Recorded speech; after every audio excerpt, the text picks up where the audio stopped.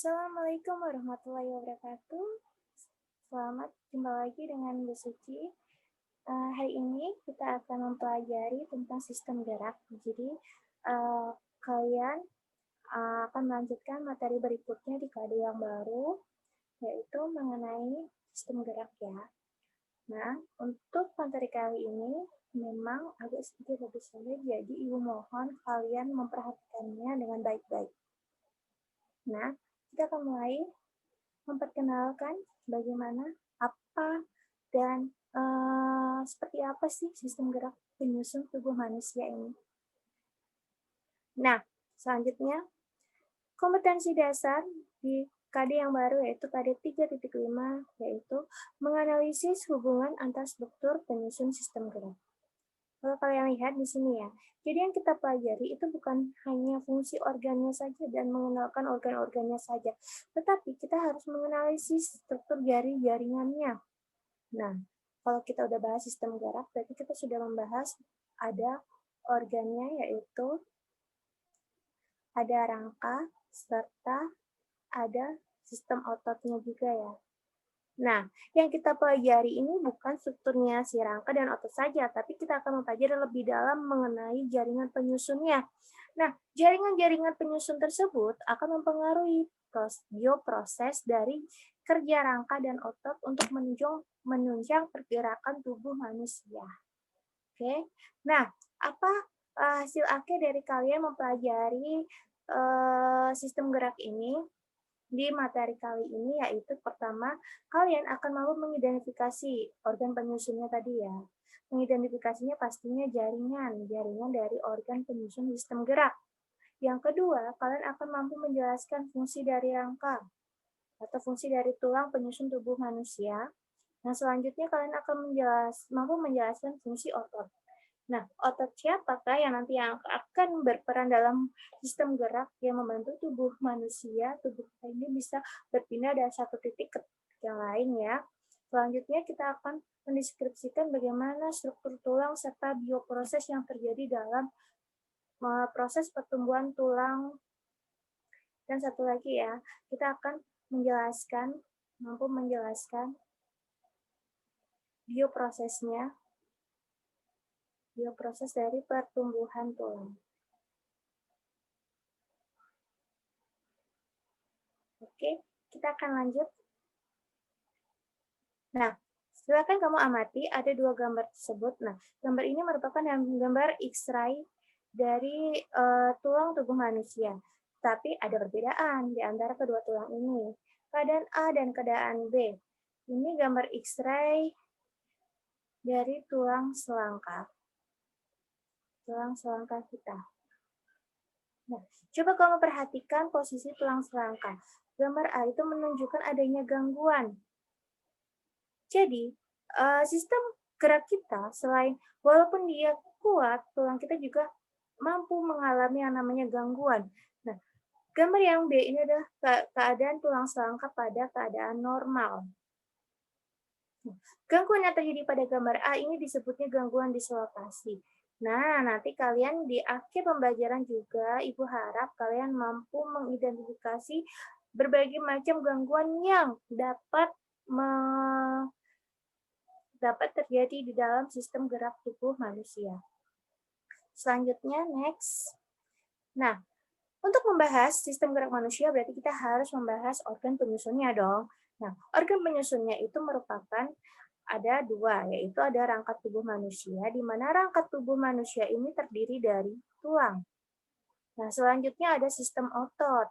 Nah, ternyata sistem otot itu kan tidak hanya ada satu saja ya, ada 3 macam. Nah, otot yang pertama ini ada otot polos yang ada di dalam, masih ingat ya, yang ada di dalam organ-organ dalam tubuh manusia.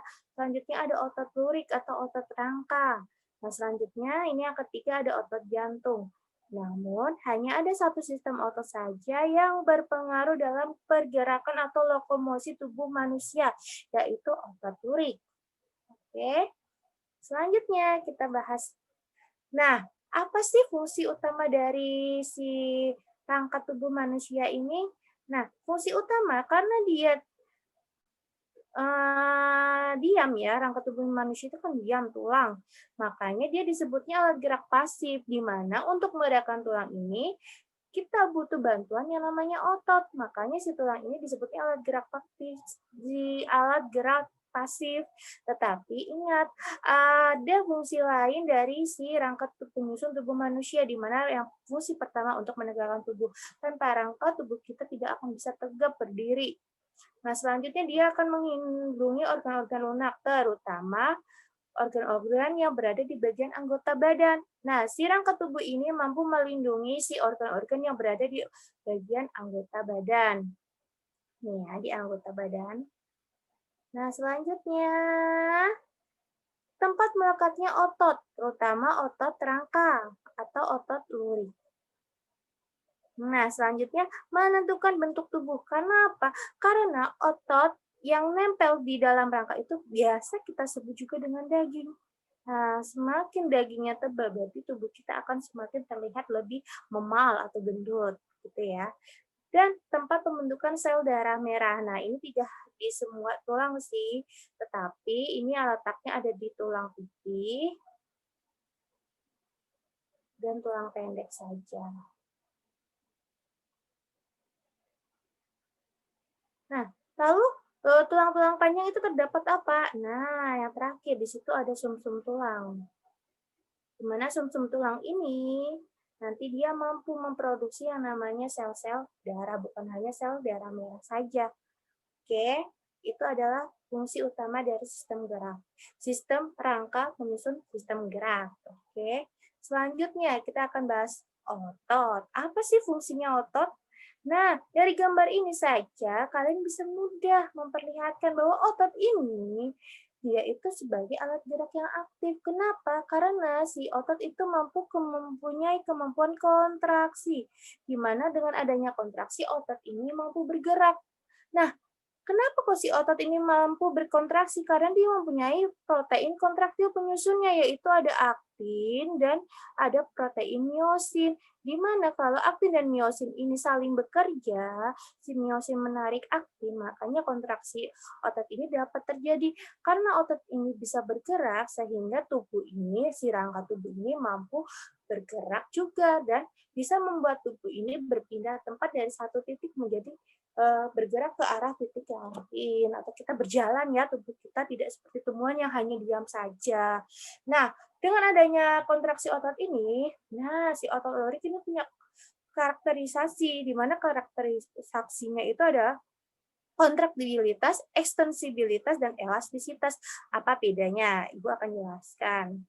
Nah, kontraktibilitas berarti dia mempunyai kemampuan memendek. Misalnya otot itu panjangnya adalah 20 cm. Nah, ketika otot memendek kurang dari 20 cm, nah kurang dari 20 cm, ini berarti ini namanya kemampuan kontraktibilitas. Nah, ekstensibilitas berarti kemampuan untuk memanjang, di mana ini kurang dari 20 cm, maksud Bu Suci yang kontraktilitas. Sedangkan untuk yang lebih dari 20 cm, ini namanya kemampuan ekstensibilitas. Ekstensibilitas. Nah, sedangkan untuk elastisitas itu kemampuan untuk bisa memanjang, untuk bisa memendek gitu ya. Atau dia akan kembali ke bentuk yang semula. Nah, ini namanya elastisitas. Oke, itu. Jadi ada 3 kemampuan, kontraksibilitas, ekstensibilitas, dan elastisitas. Nah, selanjutnya. Nah, ini yang akan kita pelajari dan akan kita pahami kenapa jaringannya seperti ini sehingga mampu melakukan bioproses seperti pertumbuhan, pemanjangan tulang, serta pembentukan sel-sel tulang. Oke, kita akan bahas pertama yang namanya tulang. Nah, tulang itu bukan hanya terdiri dari tulang yang keras saja, tetapi tulang ini ada yang disebut juga dengan tulang rawan. Ada juga tulang sejati atau tulang keras yang menyusun tubuh manusia. Nah, di antara tulang satu dengan tulang lain itu ada penghubungnya. Nah, ada penghubungnya selain penghubung dengan tulang, ada juga penghubung dengan otot. Nah, penghubung dengan tulang ini ada dua ya. Yang penghubung dengan tulang itu namanya ligamen. Nah, sedangkan penghubung yang dengan otot itu namanya ligamen dan yang ini namanya tendon. Oke, Suci agak lupa. Oke, nah ini. Nah, kita akan bahas satu persatu dari jaringan penyusun tulang rawan ini ya. Nah, jaringan tulang rawan kita sudah bahas di materi sebelumnya bahwa tulang rawan atau yang kita sebut juga dengan kartilago. Jadi rawan itu kartilago. Kalau jaringan tulang ya tulang, gitu ya. Nah, jaringan tulang rawan itu ada 3, ada hialin, elastis, dan fibrosa, di mana biasanya ciri-ciri tulang rawan ini, nah, sel tulang penyusun tulang rawan, selnya ini disebutnya kondrosit. Nah, sel tulang rawan itu namanya kondrosit, jangan lupa.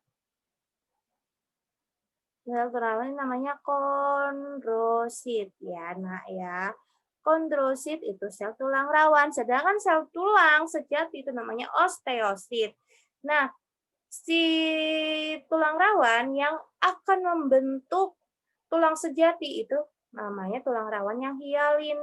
Jadi hanya hialin saja yang mampu berubah menjadi tulang sejati. Jadi tulang rawan hialin adalah tulang rawan yang mampu, hanya yang ini saja ya, yang hialin ini, yang mampu melakukan proses perkembangan selanjutnya menjadi tulang sejati. Gitu. Oke, selanjutnya. Nah, jaringan dari penyusun tulang sejati. Nah, namanya juga jaringan tulang sejati. Tadi sel penyusunnya sudah Bu Suci jelaskan. Sel penyusun tulang sejati itu namanya osteosit.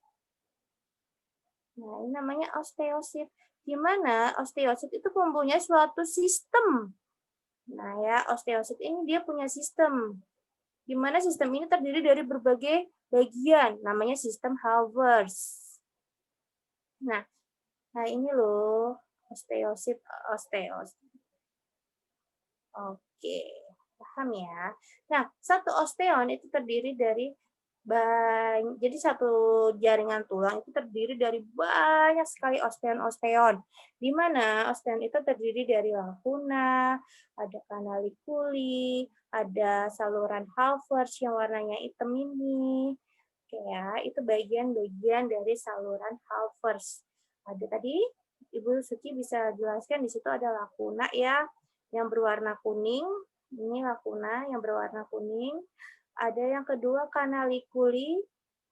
Nah, kanalnya si lacuna yang akan menghantarkan sari-sari makanan untuk menuju ke sel tulangnya si osteonnya itu agar bisa berkembang, agar bisa membelah diri. Nah, selanjutnya ada saluran Havertz yang ada di tengah-tengah ini ya. Yang ada di saluran Havertz. Dan yang keempat, nah ini ada osteositnya. Osteosit itu lakunanya tadi ya. Sel tulangnya itu. Jadi lakuna itu yang warnanya kuning. Nah, canaliculi itu yang penghubung antar lakuna. Osteosit itu yang warnanya hitam. Nah, juga ada saluran Havertz. Nah, saluran Havertz itu di tengah-tengahnya. Nah, ini saluran Havertz. Oke. Itu. Selanjutnya, ada jaringan penyusun yang lain tadi ya, jaringan penyusun penghubung tulang. Nah, yang pertama ini ada ligamen. Nah, ligamen sendiri, tadi sudah saya jelaskan bahwa ligamen itu penghubung antara tulang dengan tulang. Nah, si ligamen ini merupakan suatu jaringan ikat juga. Nah, jaringan ikat yang mana, Nah? Jaringan ikat yang padat. Tapi coba lihat matriksnya ya. Ada matriks, nah ini serabut kolagennya, si matriksnya tadi, dan ini kondrositnya. Nah, matriksnya ini ternyata tersusun sangat teratur, jadi jaringan ikat padat yang teratur. Nah, selanjutnya ada tendon. Yang gambar yang kedua ini adalah gambar dari tendon. Nah, tendon itu apa? Penghubung antara tulang dengan dengan otot. Nah, jadi untuk menempelnya otot dengan tulang itu ada jaringan ikatnya, yaitu jaringan ikat padat yang teratur. Nah, dilihat lagi matriksnya. Nah, ini matriks serat kolagennya nih. Dan ada inti-inti selnya ini ya. Nah, dia terlihat sangat teratur. Jadi, untuk ligamen dan tendon ini merupakan eh, bagian dari jaringan penyusun sistem gerak yang memiliki bentuk jaringan ikat padat yang teratur. Seperti itu. Oke, jelas untuk tiga bagian ini, untuk tiga matriks, untuk tiga bagian jaringan penyusun pada rangka tubuh. Tadi yang pertama ada jaringan tulang rawan. Jaringan tulang rawan yang itu ada hialin. Nih ada hialin, elastin, dan fibrosa. Yang kedua ada jaringan tulang sejati yang terdiri dari gabungan-gabungan banyak sistem Halfers, yang dimana di dalamnya itu ada lacuna, ada kanalikuli, ada saluran Halfers, dan ada osteosit. Selanjutnya ada penghubungnya, di mana dalam rangka tubuh itu punya ligamen dan otot dan tendon. Ligamen itu yang menghubungkan antara tulang dengan tulang, dan tendon itu yang menghubungkan tulang dengan otot. Oke.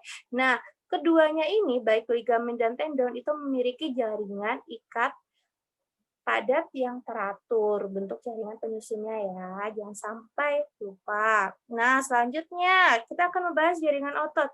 Ternyata otot yang membantu pergerakan tubuh manusia itu hanya satu, yaitu jenisnya otot lurik. Dimana kita sudah tahu penyusun dari otot lurik, nah selnya itu disebutnya miofibril. Nah, si miofibril ini dia memiliki unit kerja.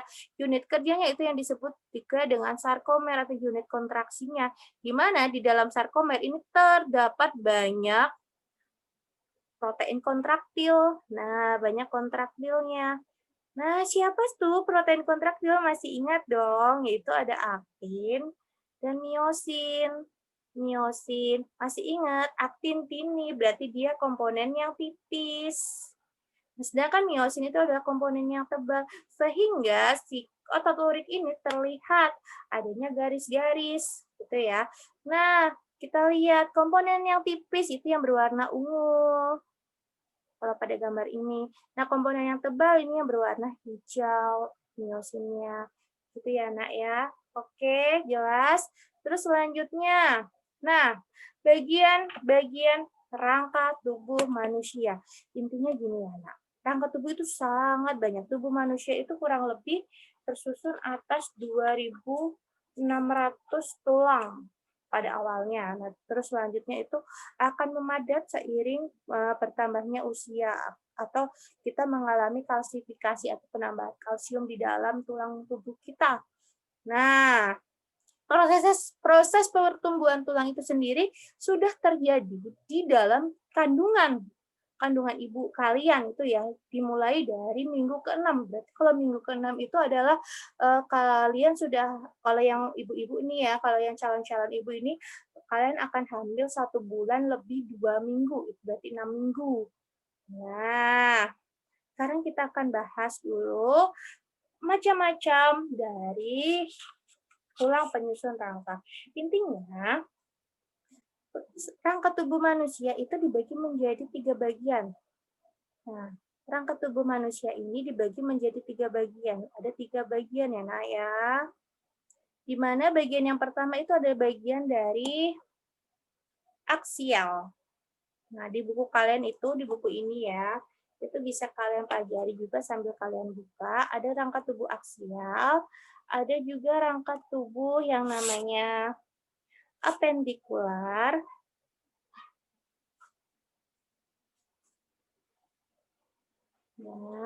Nah, selanjutnya yang ketiga itu adalah rangka tubuh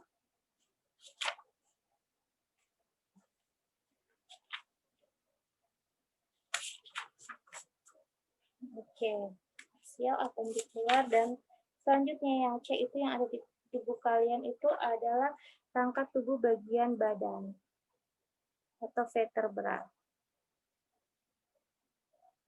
Oke, kita akan bahas satu persatu.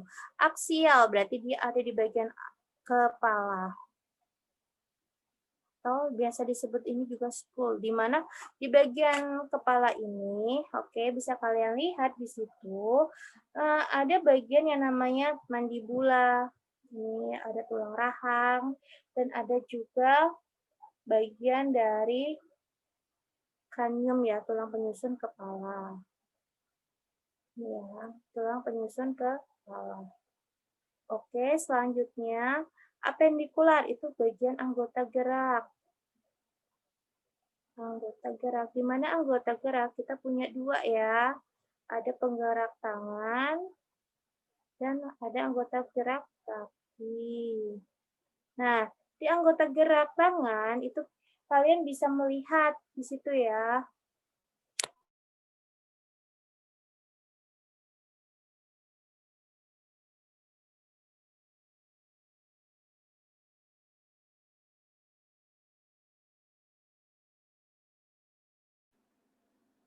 Itu bisa kalian lihat di anggota gerak tangan itu ada yang namanya tulang lengan atas atau humerus. Ini ya. Ada juga tulang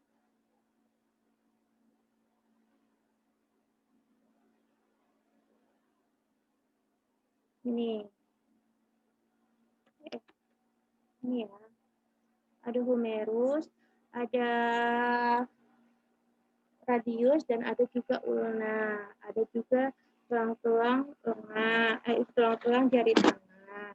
Nah, selanjutnya ada jari tulang-tulang kaki ini ya.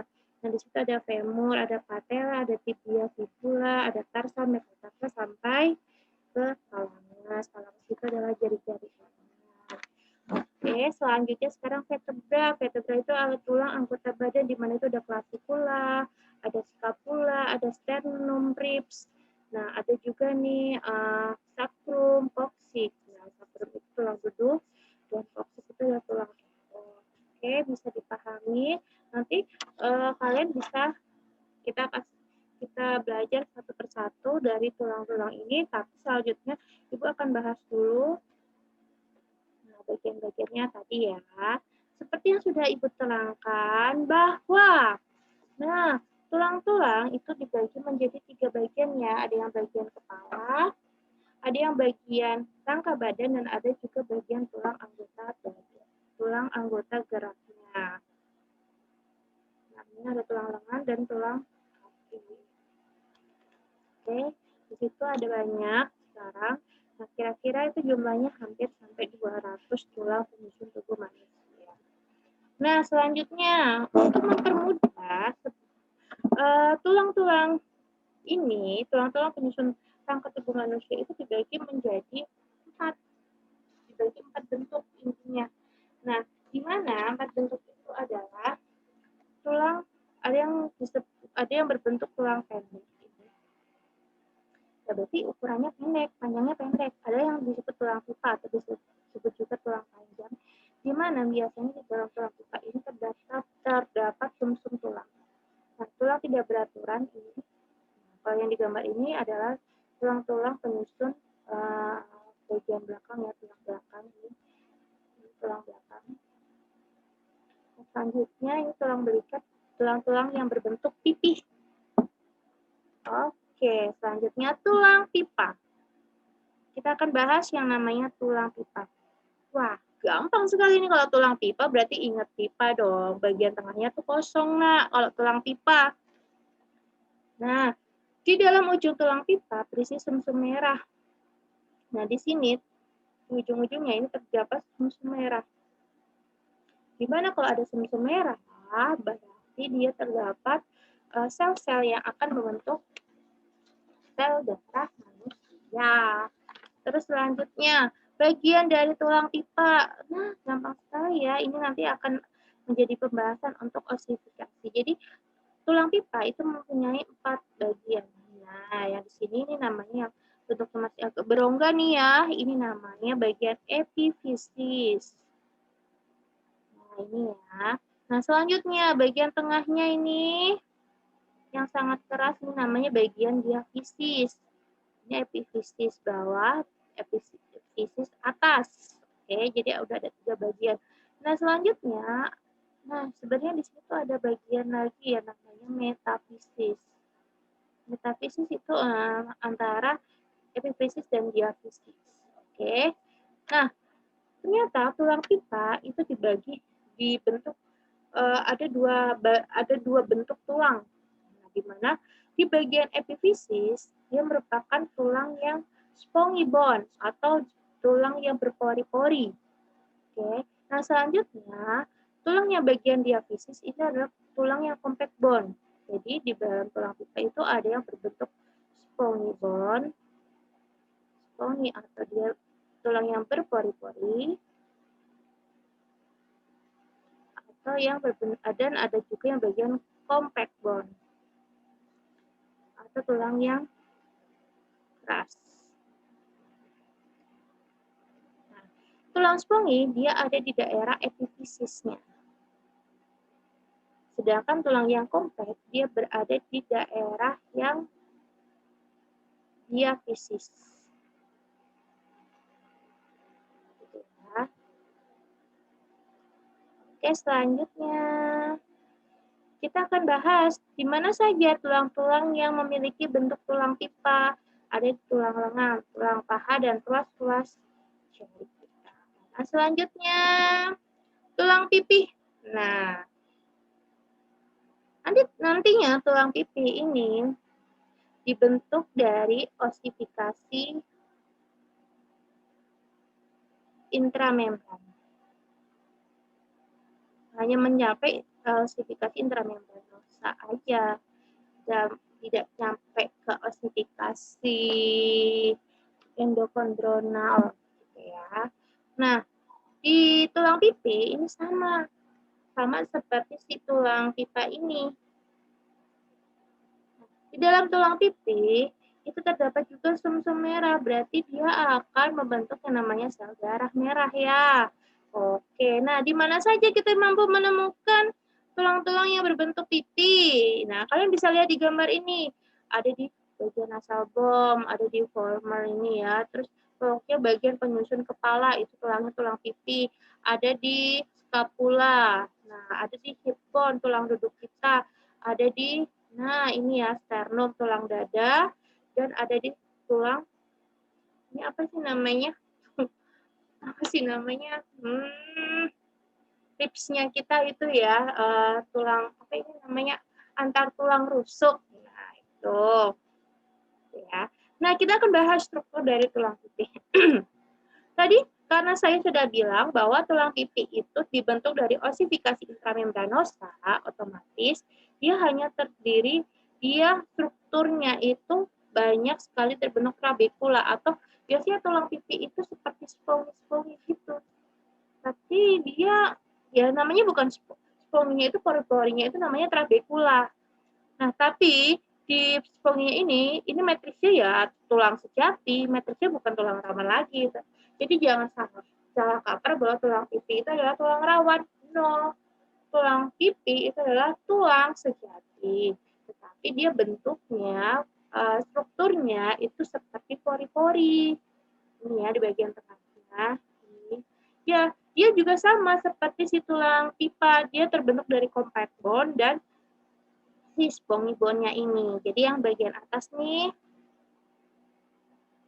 nah bagian atas sama bagian bawahnya, ini compact. Ini compact. Tapi bagian tengahnya dia spongy. Kenapa bagian tengahnya ini disebutnya trabekula. Oke. Tulang pipi. Selanjutnya ada tulang pendek. Tulang pendek ini ya terdiri dari sumsum merah juga. Nah, tulang-tulang pendek sudah tahu ya, tulang yang ada di bagian pergelangan tangan. Nah, terus selanjutnya tulang-tulangnya tidak beraturan. Tulang-tulang yang tidak beraturan ini punya fungsi khusus, berbeda dengan tulang tadi, tulang pipa, tulang pendek, tulang pipi. Dia mempunyai fungsi khusus di mana dia akan mengaruhi yang namanya sistem kerja saraf, di mana dia akan menghantarkan, dia berpengaruh dalam sistem saraf petis ya, SST. Kenapa? Karena Di dalamnya ini terdapat sumsum tulang belakang atau STB. Ini loh spinal cord, ini adalah sumsum tulang belakang. Di mana dengan adanya sumsum tulang belakang, seluruh seluruh impuls yang berasal dari bagian anggota bawah di bawah kepala ini itu mampu dikoordinasikan menuju ke otak. Jadi otak mampu merasakan semua rangsangan yang ada di bagian leher sini sampai ke ujung kaki. Itu adalah fungsi dari sumsum tulang belakang. Nah, tulang-tulang ini tulang-tulang si yang tidak beratur ini atau si yang digambar ini adalah ruas tulang belakang ya. Ruas tulang belakang. Yang jumlahnya itu plus tulang belakang ini jumlahnya ada 31 tulang. Ya, dia terbagi atas daerahnya itu ada serviks itu leher, torak itu dada, lumbal itu pinggang, sakrum itu tulang duduk ya, koksis itu tulang ekor. Jadi tapi di manusia ini koksis sudah tidak ada atau dia bergabung dengan yang namanya sakrum. Dia menyatu, tidak muncul ekornya keluar gitu ya. Coba kalau kalian lihat di belakang kalian punya ekor atau tidak, ya. Nah selanjutnya proses pertumbuhan tulang. Dari gini konsepnya. Pada proses pertumbuhan tulang untuk lebih mudahnya, pada proses pertumbuhan tulang intinya tulang itu mampu tumbuh. Jadi dia mampu mengalami pertumbuhan lebar dan dia mampu mengalami pertumbuhan panjang. Jadi kalau panjang itu dari atas ke bawah, ya. Kalau pertumbuhan lebar berarti nyamping gitu ya, makin gendut makin besar tulangnya. Intinya pada proses pertumbuhan tulang yang dia mampu membuat lebar itu terjadi karena aktivitasnya si osteoblas dan osteoklas. Ini ya, osteoblas dan osteoklas. Oke. Nah, tuh. Nah, pertumbuhan lebar dan panjang ini biasanya terjadi melalui ossifikasi endokondronal. Nah, itu. Oke. Nah,